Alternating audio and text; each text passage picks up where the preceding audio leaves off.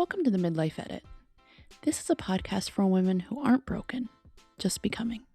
For the ones who've spent years showing up, holding it together, and doing what was expected, and are now asking quieter, braver questions. This season is about turning the volume up on your voice, your health, your boundaries, your desires, and the life you actually want to live. No fixing, no pretending, just honest conversations about confidence, money, hormones, happiness, and coming back to yourself, with a little music along the way. I'm Jen, and this is the Midlife Edit. Hey friends, and welcome back to the Midlife Edit. As always, I'm your host, Jen Weinstein, and today I want to do something a little different. I'm calling this one Hot, Hormonal, and Highly Opinionated, and I want it to be a thing. Like a reoccurring thing, because most of the time I have a lot going on in my brain that doesn't fit neatly into just one topic. So instead of forcing it, I'm just gonna not. So when you see that title, you know what you're gonna get. A little bit of everything, zero filter, and me talking to you like we're best friends sitting across the table from each other drinking coffee.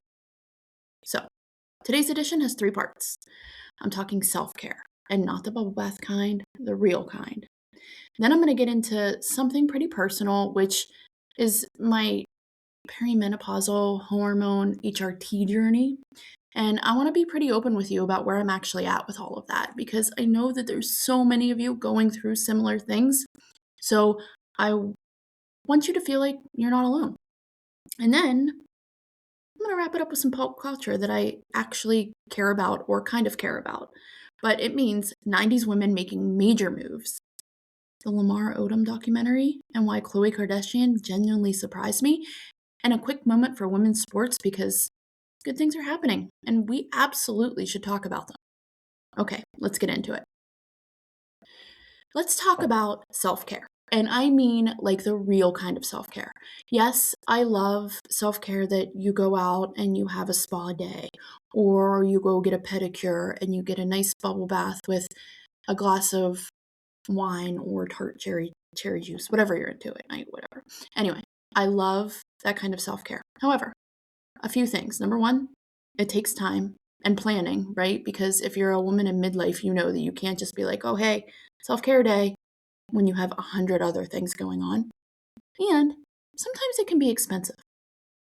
So when I'm talking about self-care, I want to say what it actually looks like, especially in my life right now, because I have a full-time job and a solo podcast, and I'm a mom and a stepmom and a wife and a sister and a daughter and all of the things, right? So there is some tension around self-care, and honestly, there can be some kind of guilt. Again, like with especially, things are expensive now. I can't go to the grocery store without spending $150, right? So to go out and get my hair done for $300, it kind of hits me in the gut. So self-care, and let's talk about the difference between performative self-care and the stuff that kind of quietly keeps you all together. Performative self-care is what you're going to see on the Instagrams and the TikToks about, like on Parks and Rec when they do treat yourself days. Love those days. Not taking that away from anybody. But that's almost like a performative part of self-care, right? Like showing everybody that you're doing it. The other kind of self-care that I want to talk about is the kind where it makes us feel a little bit selfish, right? When you take that 30 minutes for yourself, not just getting a relaxing bath, but reading a book that you've always wanted to read. Or instead of forcing yourself to be present with, I don't know, maybe honestly, ready, hot take, even your family, when you are feeling super overwhelmed and overstimulated and you just need to take a walk, take the walk.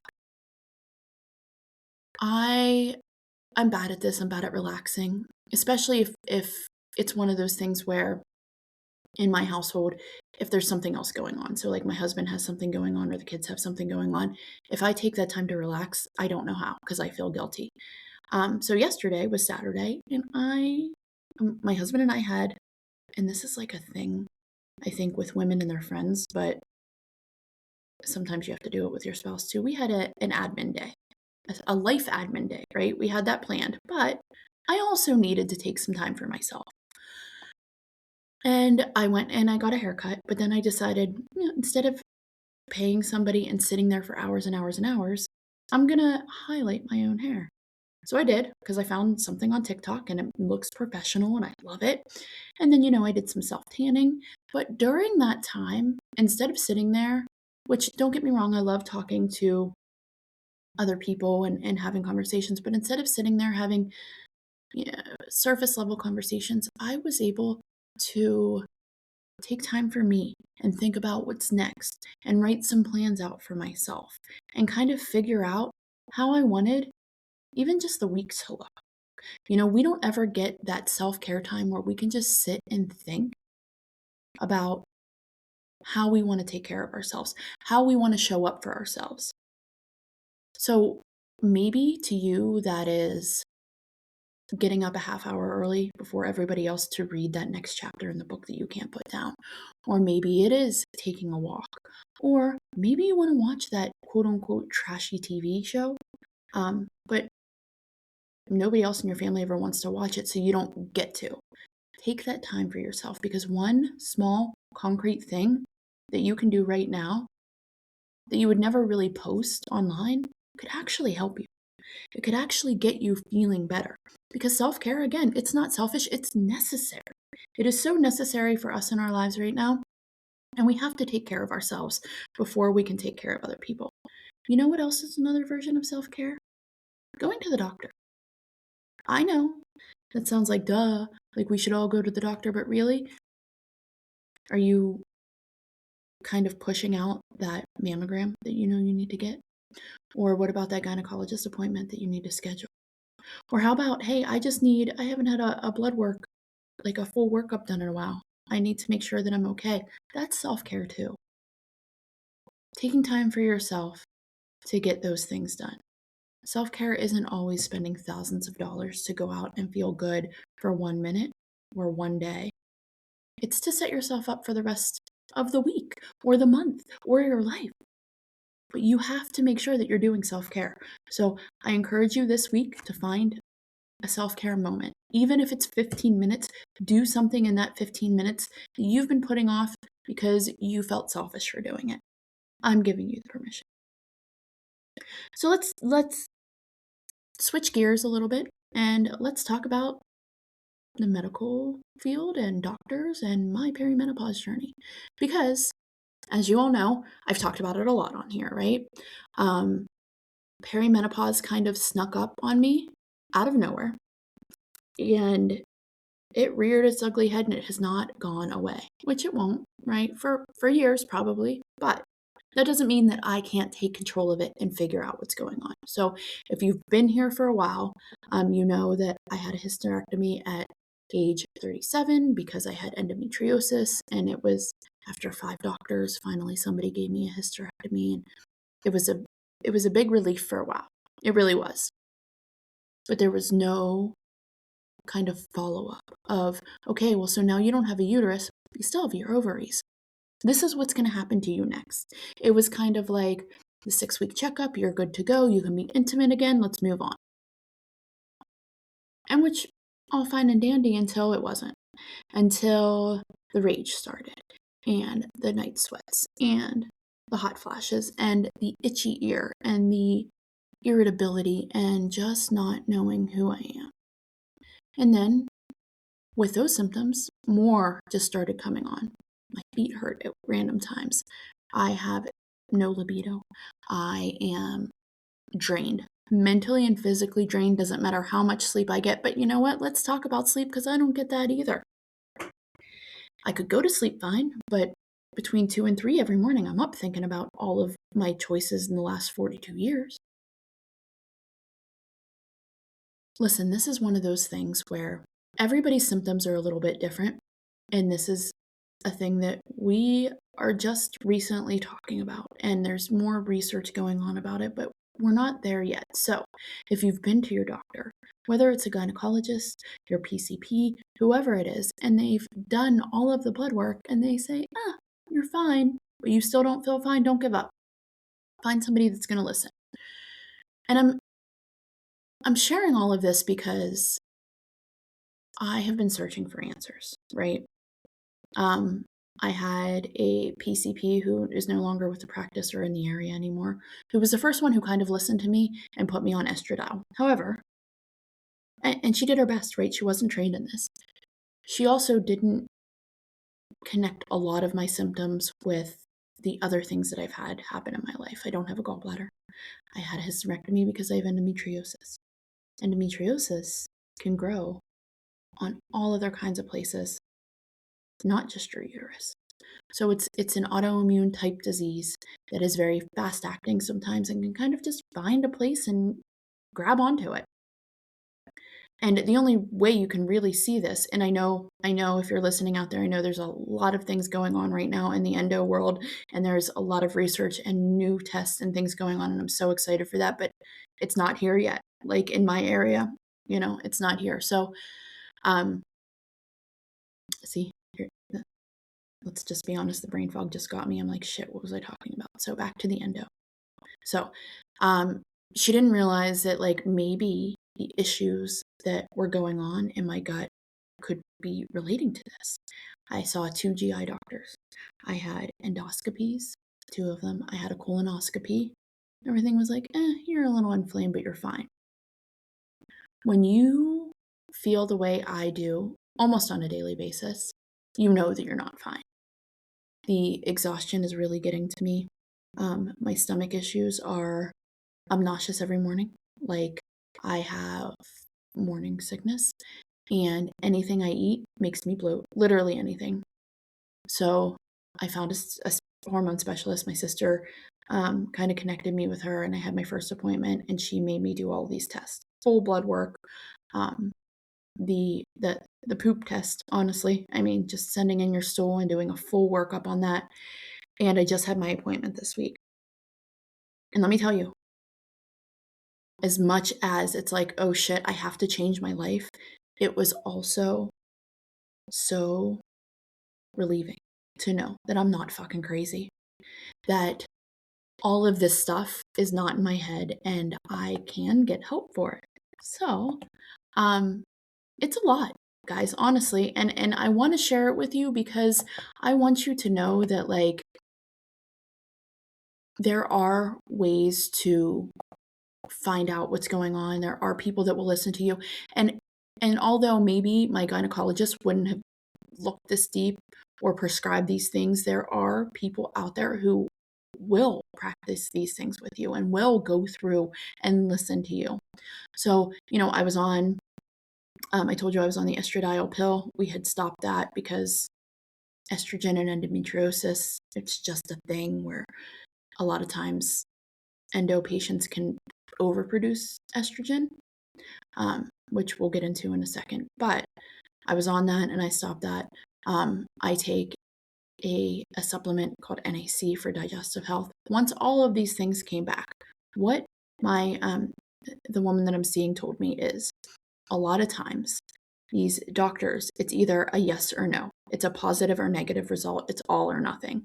And that's why you feel like shit, because they're looking at a generalized number that everybody should be in this range. And that's not true, especially with the women like me in perimenopause right now. So my numbers were all kinds of off. My estrogen was okay, again, with the endo thing. However, I'm still getting the night sweats real bad, and the hot flashes at night, not during the day. I don't get them at all during the day. So she did put me on a patch. So I'm starting the estrogen patch twice a week, switching from side to side. The progesterone, she had put me on when we first met. Then my blood work came back and she was like, no shit, you're not sleeping. So now I'm up to 200 milligrams at night on the progesterone. So 0.025 milligram estradiol patch twice a week, 200 milligrams of night of progesterone. And let's talk about testosterone, because when we hear testosterone, we think men, right? But no, women need it too. So no shit, I don't have a libido, or I'm just exhausted all the time and I feel weak and just not me. So here we go again. So we're going to do 5 milligrams twice weekly of a shot of testosterone. Okay, that's my hormones. Let's see if that works. this, I had to order all of this stuff, so I'm going to start it this week. So hopefully, fingers crossed for me. Then let's talk about the gut, because if you know anything about the gut and the body, the gut is more than just food and pooping, right? It affects everything in your body. And mine, it's a mess. And it's a mess most likely because of my endometriosis. However, you have to do surgical things to actually diagnose that, and I'm not going through that. So we're just going to treat it like that, basically, right? So, a whole gut health protocol, which means a pre and postbiotic, a microbiome stage 1 program, which means I'm going to be doing AIP protocol, which is basically you're eliminating everything except for whole foods, like no dairy, no gluten, everything. I've been on it for the most part for the last couple weeks, I guess. And to be honest, I suck at, unless I know this is absolutely what I have to do, I will back off of it a little bit. Now I know this is what I have to do, and I'm talking about it publicly, so I'm holding myself accountable. So AIP for 3 to 4 months, some powder, some pre and postbiotics, like this whole protocol. It has to do with my stomach. I'm also on 10,000 vitamin D3 with K2 daily for a month, and then I'll decrease that to 5,000 IUs daily because my vitamin D is pretty much non-existent. I need zinc because my body is just saying no. And then the NAC supplement, which is 900 milligrams a day. So I always used to think, oh, when you have to be on all this kind of medicine, it's for old people. And, almost like joking, like, when you looked at your grandmother's pill bottle, the Sunday, Monday, Tuesday, Wednesday thing, and you're like, but that's me. And it's okay, because at this point, I will do whatever I can to make myself feel better. I just want to feel like me again, right? I want to get a good night's sleep. I want to have a libido. I want to be happy and not raging for no reason at all. I'm ready to be myself again. So I'm going to take you on the journey with me. I'm going to tell you all the good, bad, ugly things about it, because I know that there are so many out there who are just like me, not knowing what to do next. You need to find a hormonal specialist, whether it is somebody in your network or not. And I will say, just to be completely transparent, this stuff's expensive. It is not cheap to get the supplements that you need and the tests that you need, because a lot of insurances, they don't cover this shit, which is a whole nother topic for a whole nother time. But I'm at that point in my life where if I'm feeling this miserable, I will do what it takes to make myself feel better. So get an internal medicine person, get a holistic medicine person. Figure out what works best for you, but don't stop, because you don't have to feel this way all the time.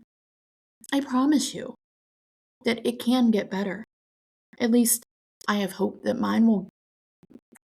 I'll get out of this a little bit. And again, I'm going to share it with you. I'm going to tell you, to be completely honest, I'm freaking dreading the whole consistent AIP for the next 3 to 4 months, because it is hard. It's not easy to eat that way.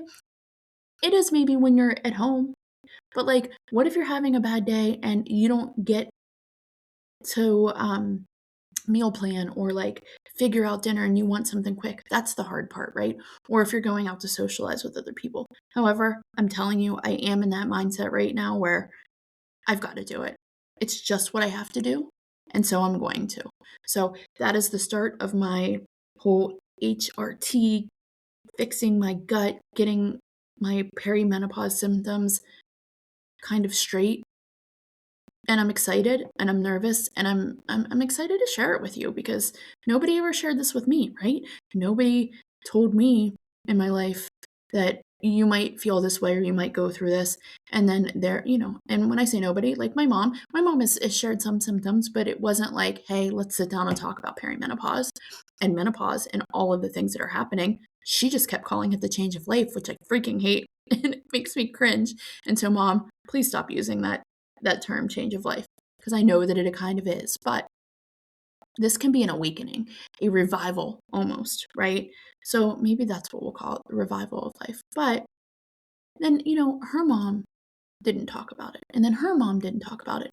And these women who looked like they had it all together, and I say this all the time, but in the 50s and 60s, they had it all together because they were given so many freaking stupid drugs where they were either sedated or on some kind of form of uppers during the day that just made them go through the motions. So it is 2026.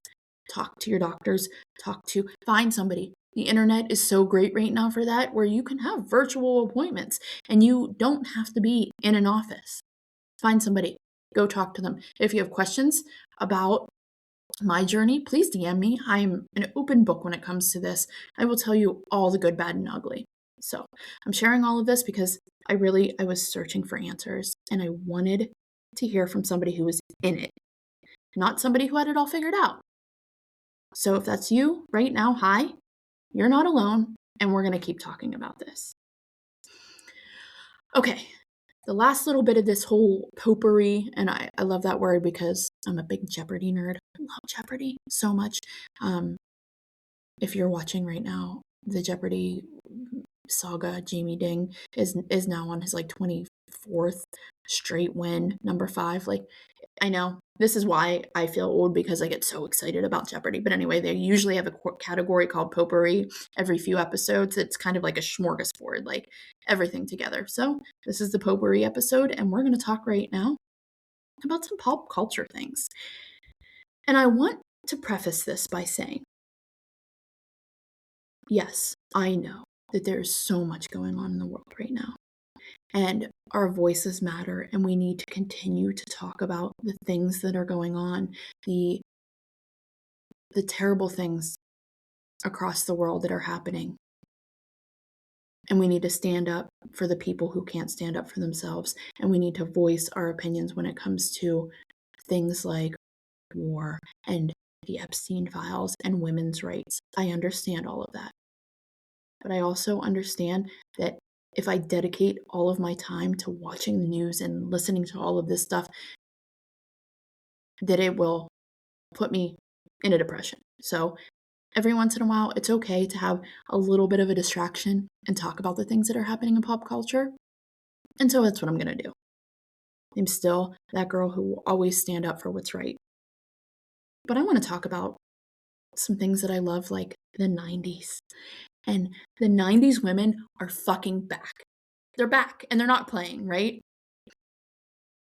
This is making me genuinely happy. The women who defined the soundtrack of our teens and 20s, they're not done. They're not even close to being done. Let's talk about 3 right now who are doing awesome things. Of course, friend of the podcast, Tracy Bonham.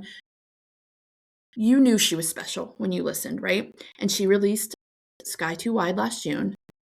And some reviewers are calling it her best work yet.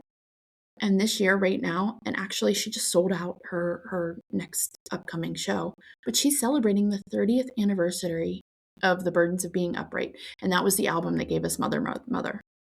30 years. And she's still creating and evolving, and she's still completely herself, and she's loud and proud. And I'm so proud of that. And I'm so proud of you, Tracy. Keep rocking. I cannot wait to see a show in person. If you haven't checked anything out that Tracy's doing right now, go follow her on Instagram, because that's where I think that she's most active, but she's got really, really great things going on. So go check her out.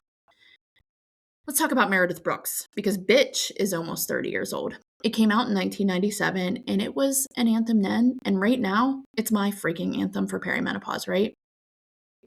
But she put a new EP out early in 2025 called I Wouldn't Want It Any Other Way.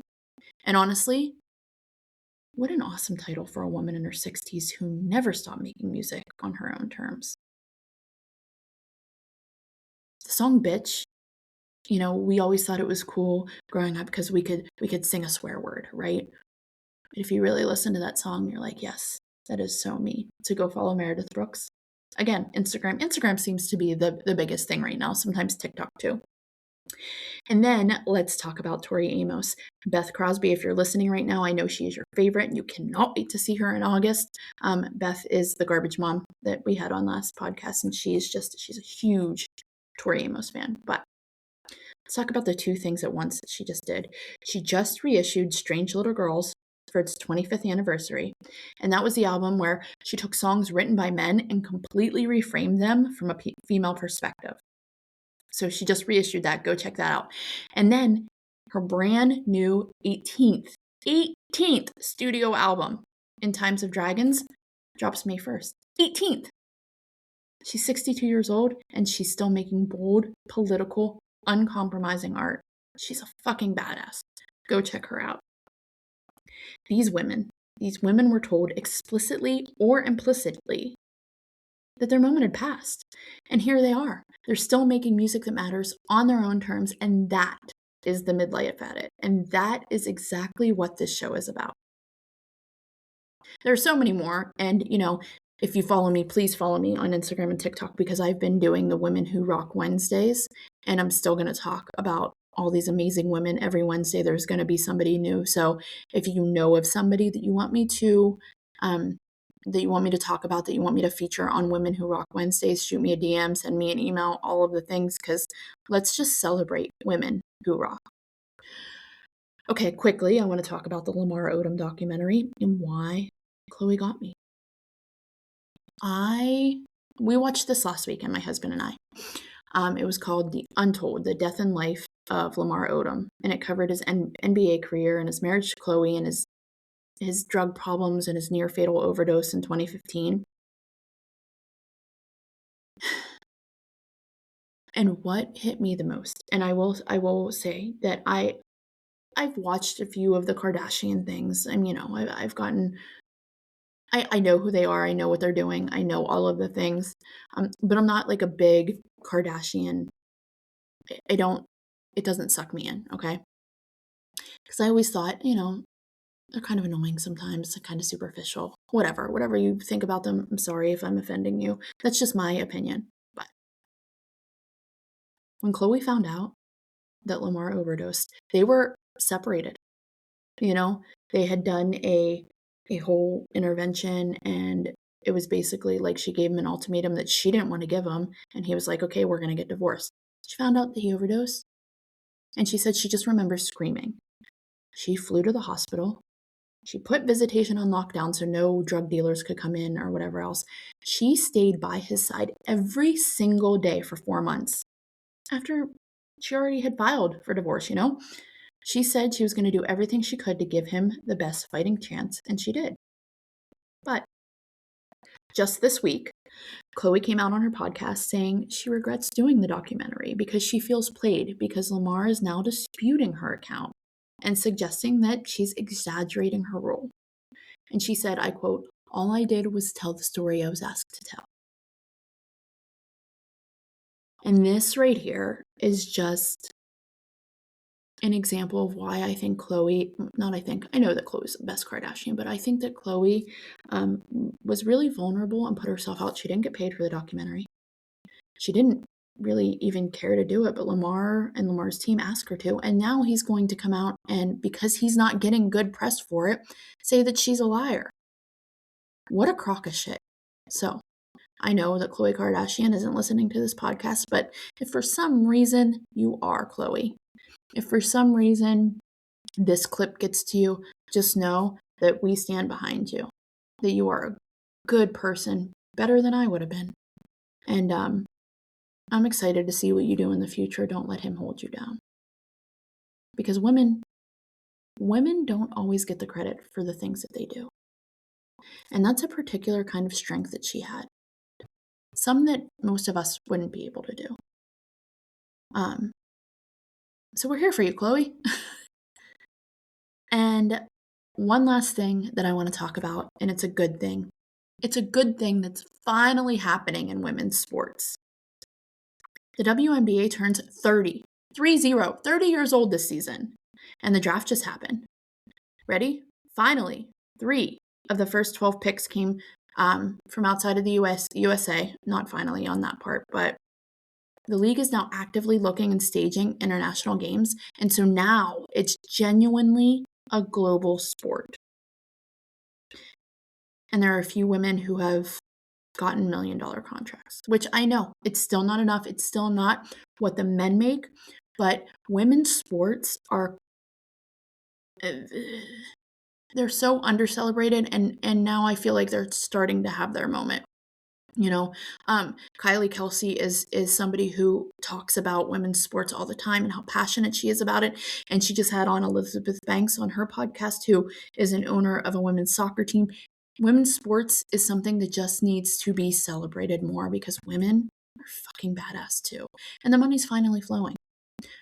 Global women's sports revenues are projected to hit over $3 billion this year.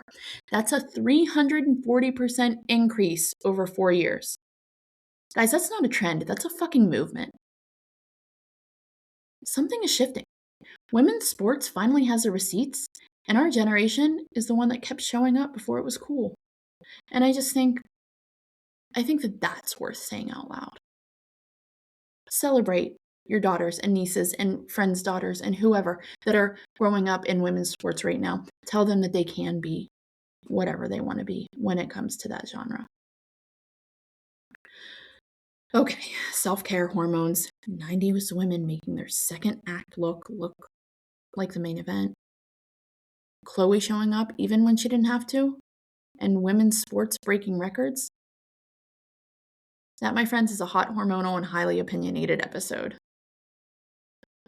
The through line in all of it, though, is that women are the ones doing the real work on themselves, for others, in their craft, even when nobody's watching or giving them credit for it. That's what midlife looks like. Like it's what we look like in midlife. It's what midlife looks like when you're paying attention.